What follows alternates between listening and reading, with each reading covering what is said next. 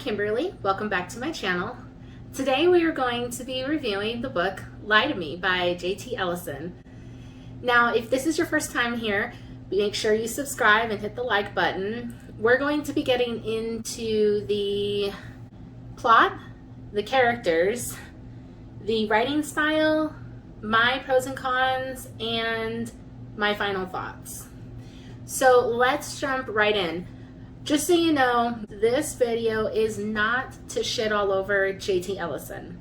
This is simply to point out my point of view of what I thought about the book and what I think other people should know as well. That does not intend to mean that she is an awful writer, that none of her books are good. Let's just keep that point out there, that I am not here to completely railroad her, okay? This is just a review of my opinion on the book, and this review will not contain any spoilers. I will have a video that will have spoilers, so keep an eye out for that. That's why I said make sure you subscribe, because I will be releasing the video that will have spoilers. The book itself looks like this. When I review a book, I have very specific tabs for what everything that I'm reviewing means. Some of these tabs we will not get into today because I would have to get far into the plot and information. So for some of these things, we are not going to get into them today. That being said, the first thing that I want to talk about is simply the plot. This plot is about a woman who leaves her husband a note saying, "Don't look for her, she's left." The husband, who is Ethan Monteclair, his wife is Sutton Monteclair, she is the one who goes missing out of nowhere. He just wakes up and she's gone. He eventually decides to contact the authorities, and I don't want to get far into detail of that, just because I don't want to give away anything that might be necessary for those who might want to actually read this. But if you definitely want to know more about the plot, stay tuned for my video that will contain spoilers, and you will get all of the information that you need. So number 2 is the characters. Now, most people read a book for the characters. They want to feel and see what's happening with these characters. So it's not unusual for a reader to want the characters to be great. So the main protagonist is Ethan, and there's several things I found pretty problematic when it came to characters. And if you look, every single pink tab is a point of view switch. Every single time I tab it with pink, pink is only for point of view. So if you're unaware of what point of view is whose story is the book or whatever it is being told through. Who is that? Their mind, their thoughts, their feelings, everything that you are seeing should be through that person's POV. And when you have multiple POVs, there's nothing wrong with that. I want to make sure I point that out.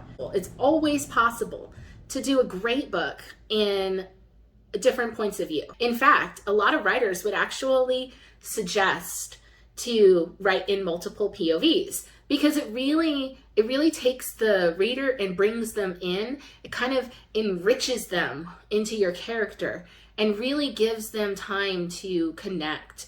And when I say do it well, I mean every single thing, every trope, every amount of characters, they've all been done before.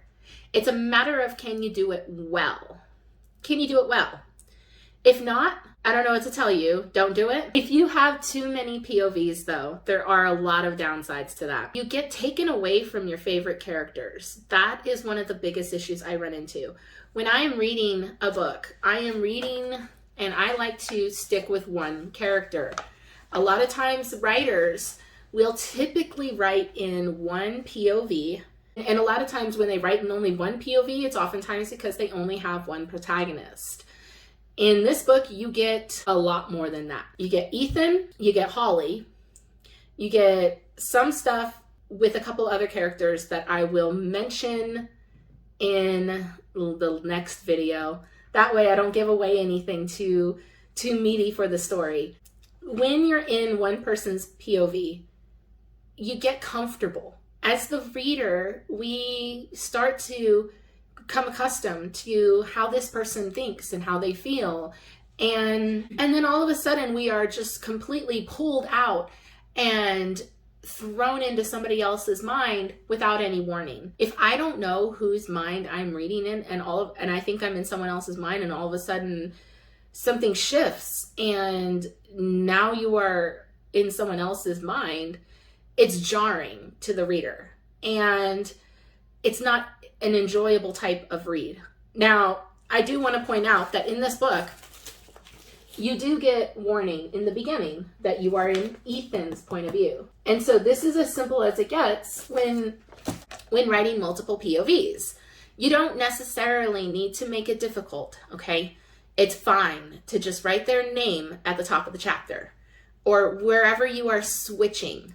If you're doing it mid-chapter, you need to give a little bit of time for the reader to really warm up to this other character if you're going to do it mid-chapter. Now, I don't suggest to do it mid-chapter. I think that is incredibly difficult because when you come into a new chapter, you oftentimes can get accustomed because the scene is being lit, so to speak. And then as the scene and the chapter starts to end, you start to wind out of that character and then into this next one when the next scene starts. And when I say scene, I'm meaning chapter. When you do it mid-chapter, especially with no warning, and I find that a lot in this book. There's been several times that I've had to backpedal because I couldn't figure out whose mind I was all of a sudden in. And I find that incredibly frustrating. In fact, I put the book down several times. It took me a long time to get through this book because I kept getting so frustrated with how the character switches were. The length of chapters is not long enough to me to be able to really connect to this other character. I'll go more into that when I get into writing style. Now, also, when you are dealing with characters, you want to make sure that your characters are all different. And when I say different, I'm meaning their minds. I'm talking about their dialogue. I'm talking about how they relate to people. For instance, me and my husband, same thing with the list of my friends. We're all different. Our vernaculars are different. Everything about us as people are different. Your characters in your book should be different too. That's the best way to put that. And when they're not, it doesn't set them apart from each other. Being able to tell who is whom. And the problem that I came into with that was we all of a sudden switched to Holly. And then I had no warning, but I thought I was still reading Ethan until halfway through the chapter. And I'm like, wait, what? Because then the person started thinking about Ethan. And that told me, oh, this isn't Ethan's mind. But because the characters and their mind and their dialogue and everything that they were doing all sounded so much the same, I had no idea that it wasn't Ethan. So that's a good example that when you are doing that with characters and you're writing multiple POVs, keep in mind that you need to have warning. I also didn't get time to connect to any of the characters throughout the entire book. But I think that when you have multiple POVs, you need to have multiple arcs. And if you don't have multiple arcs, why am I connecting to this character? Why am I trying to watch this character grow and see what their life is like if there's nothing that's going to change? We as people change over time. That's just what happens. We grow and we mature and we change. I don't know anyone who is the exact same person that they were years later. To be fair, the book is not years later, but there's still a timeline happening. And I believe that during this timeline, you need to have your characters grow as people. I don't feel like I got that. Number 3 is writing style. A lot of people will say that writing style is subjective. And that is true in a sense. But at the same time, you can't sit there and say that your writing style is having shitty grammar and you're not even going to bother learning how proper sentences are constructed because that's your writing style. I'm sorry, that's just lazy writing. That's not a writing style. It's not witty, charming, or funny. All it does is A, make you look like you don't give a shit. B, that you don't even care to learn, which also says your quality of your work is going to be crap, so there's no point to read it. It's different if you are writing for fan fiction or just for your journals. Nobody's going to read it. It doesn't matter because you plan to do absolutely nothing with it. In that case, it's different. In this book, let's just start there. The chapters are set up by scene. So every single chapter is a different scene, which you might think that sounds like it's normal. And while it might be normal in some cases, that there's some things that can be combined to make one chapter instead of having such short chapters. Okay, so here's an example. A chapter here is maybe a page and a half. There is a ridiculous amount of telling. If you aren't sure what the difference between show and tell is, pretty much instead of telling me what's happening, I want you to show me what's happening. If X person is supposed to be evil, don't tell me that they're evil. Don't tell me things like, I kill things, I steal things, and expect me to believe that this person is this awful person. You need to show me in a scene what makes this person so awful, or what makes this person so great. I don't want the antagonist to be bad because you tell me that they're bad. That's not interesting to read. That's not engaging. You're not taking me into the story, and I'm not feeling that this person's bad. I need to have some kind of anxiety. Is this person gonna die? I want to be on the edge of my seat, not able to put this book down because I'm afraid they're gonna die. Not that, oh, they live. No, I want to see that they're bleeding so bad and they're gasping for air. You can't tell if their lung is even been punctured or not. Are they going to survive? That kind of thing. I want to see this stuff myself. I don't get that in this book. I'm not connected. You might know what filter words are. Filter words are something that take the reader out of the book and remind them that they're reading. So things like she saw or she felt, they realized. So I just got bored. The writing style was repetitive. You need to vary your sentences, vary your sentence construction. Not every sentence should start with he, blah, blah, blah, blah, blah. He, blah, blah, blah, blah, blah. And then constantly start on he or she or, I mean, there are other ways to construct a sentence. And there's so much repetition in this book. And I mean so much that I was able to sit there and count the amount of pronouns in one paragraph, that every single sentence started with a pronoun, he or she or something like that. It's exhausting to read. While I was talking about point of view, I'm going to discuss now point of view as far as third person to first person. Each tab up here at the top that's pink is in first person. Every single tab here that is pink is in third.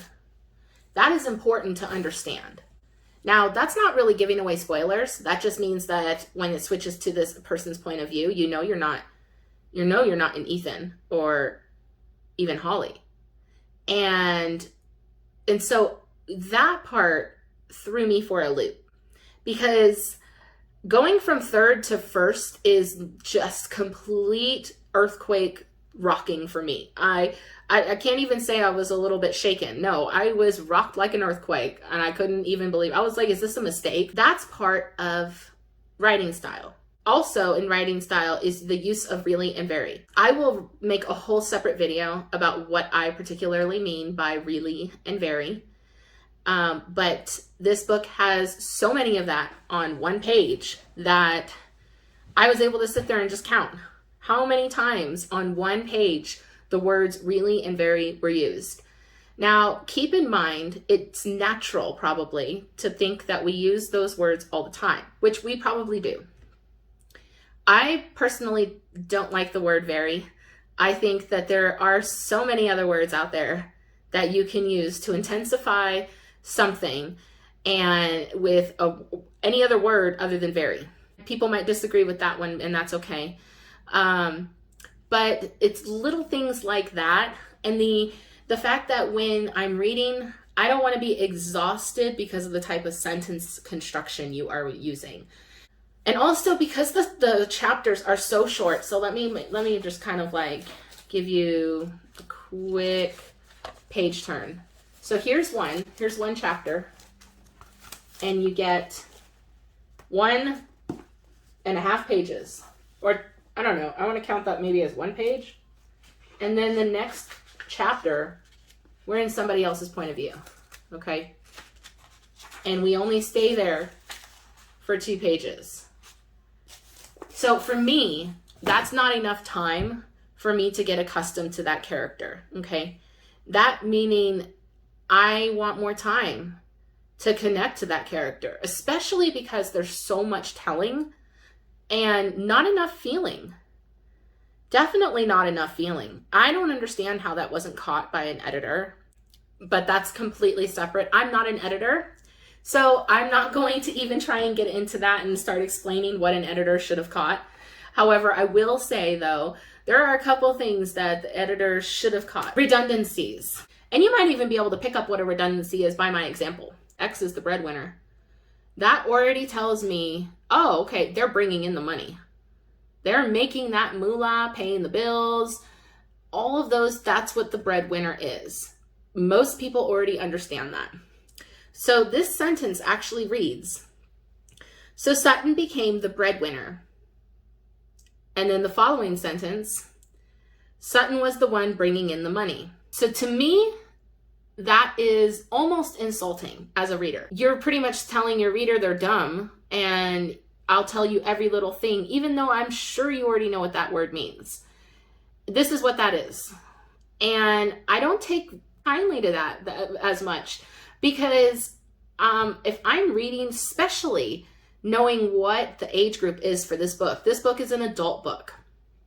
Now, the language is very mild in this book.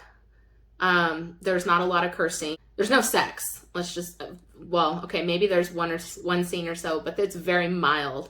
But it's definitely an adult book, as there's an investigation about a missing person and a murder. You already know that the person who's going to be picking this up is probably an adult, or at least they are of a higher age group than YA. And I would already expect that my target audience would know what that would mean. So the fact that this wasn't caught by an editor or even a proofreader, unless it's like really substantial information that the writer felt that they needed to throw in here, that they thought that their audience wasn't going to know what the word breadwinner meant. I don't know. There's other ones in here in this book, but I'm just going to go over that one right now, and I might not even cover all of them when I cover the book with all the spoilers, because some people might not have a problem with redundancies. Personally, I do. I don't like being told everything about the book.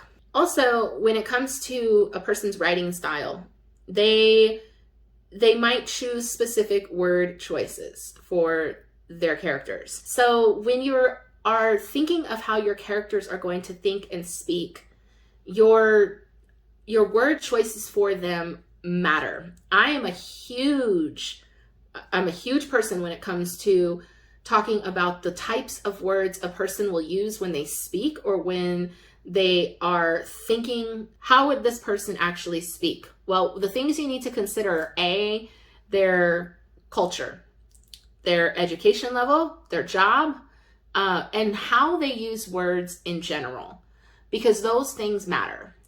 And especially the job, what's the person's profession? Because if they're like a high school dropout or something, their vocabulary is going to definitely be a lot less sophisticated than, say, somebody who has a college degree in literary writing. In this particular book, both Sutton as well as Ethan are both literary professionals. And you would expect that his dialogue and his particular way that he thinks and communicates in general would be of a more sophisticated level. At least I would assume that. And the reason why is because the person's level of where they're at. Now, you might not think that matters, but it does. It really does matter. So when I'm talking about how a character should sound, I'm meaning what I expect of somebody in that type of profession. This book did not give me that. And also flashbacks. So let's talk about that really quick. This book has a number of flashbacks, some of which don't even seem like they're necessary to the story. Some of them that could just be completely removed and it wouldn't matter at all. That being said, flashbacks, when you are making or considering a flashback, also consider the fact that, is that flashback even really needed? But you need to consider those things when you're choosing your writing style.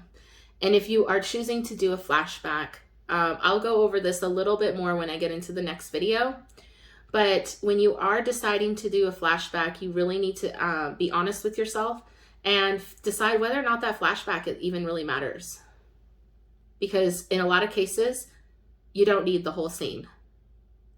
Just my opinion. And in this book, there was a lot of flashbacks that definitely were not needed. Now, number 4, pros and cons.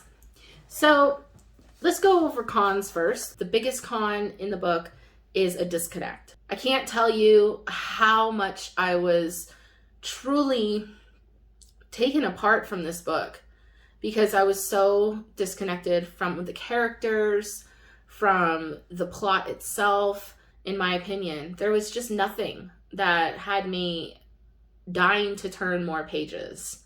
When I am reading any book, I want to be itching for that next page. I need to be sitting there going, oh my God, I can't even stop reading this even if I wanted to. I never got that. Not once throughout this entire book. This book was 407 pages. And not once during that entire time did I ever think, I can't put this book down.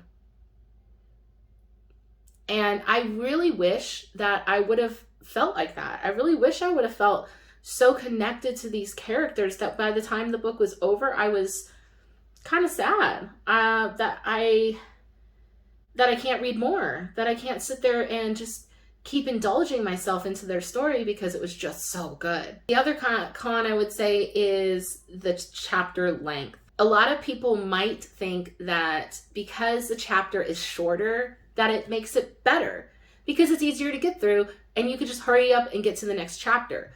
But the problem that brings for me was that these chapters were so short and what was happening in the scenes was so minimal and so much telling. I didn't really feel like I missed anything.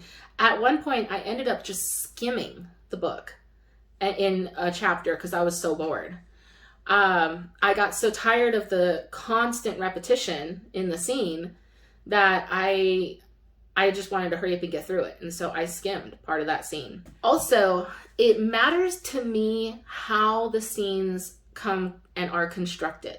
Setting the scene, the way that it ends, and is there a low point and a high point? And also, I don't feel like I got much of a breaking point in this book. If you want to know more about story structure, leave a comment below. I'll put a whole video together about story structure and go into a whole lot more detail about that and what a whole breaking point is, other than just, it's when the character feels at their lowest before they are able to rise up and get to the climax. The next con, and I kind of went over this during characters, the next con is going to be POVs. And that kind of goes in with the construction of the chapters, since each chapter is almost a different point of view. I won't beat the horse anymore about the whole point of views, but I just wanted to make sure I point that part out as one of the issues. Aside from the disconnect, the POVs was probably the second biggest issue I found. Another one is going to be repetition. And I know I sort of touched on that a little bit already, but constant repetition is just exhausting to the mind. I can't keep saying the same word. I don't know if anyone else deals with that problem. Let me know below if that's an issue, seeing the same word over and over and over and over and over and having to read that same word. And I kept getting really and very as those words, as well as he and she, over abundance of pronouns as starting the sentence. That might just sound like nitpicking a little bit, but I truly believe that that was one of the bigger issues as I was sitting there getting frustrated. Let's move on to the prose. She is actually a really good writer, I hear. It might just be this book that I had a problem with. Now let's talk about the pros of having a shorter chapter. When you have shorter chapters, you have an easier chance of getting through them. I typically find shorter chapters that are better in YA books as opposed to adult, because I think that as a younger audience, it's better to have some kind of shorter chapter. That way you feel like you're getting through it a little faster. The words were not hard to read. They were just hard to get through because of the repetition.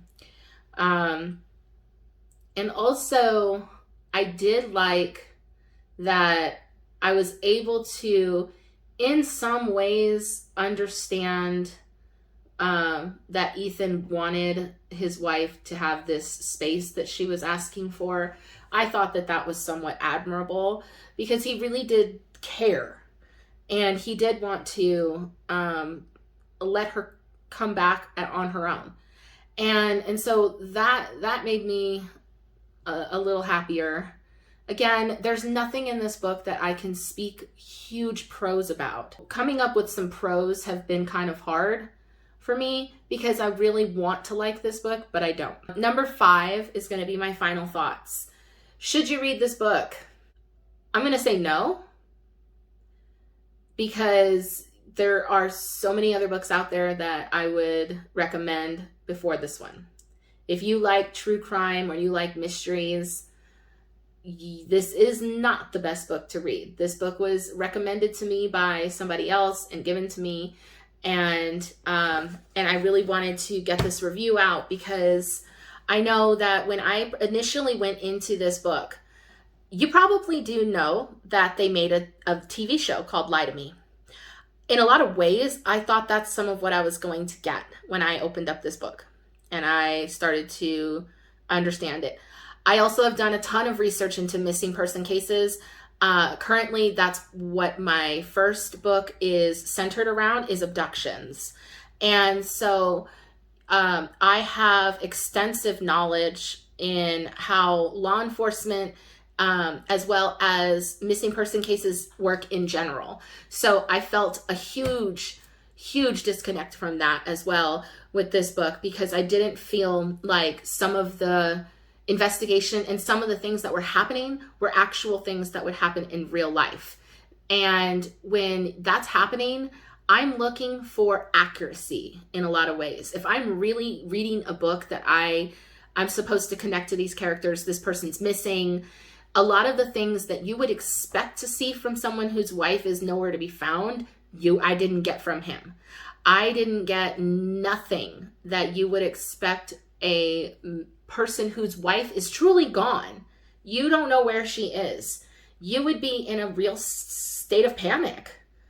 Maybe you wouldn't. Maybe you don't care that she's missing. Okay, fine. That's all right.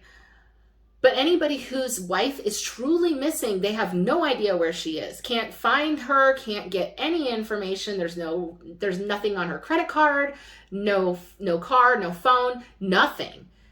If you've watched enough Law and Order, you know if the person goes missing without their phone, their car, keys, nothing, there's nothing on their credit card, they haven't talked to their friends, nothing, something's wrong.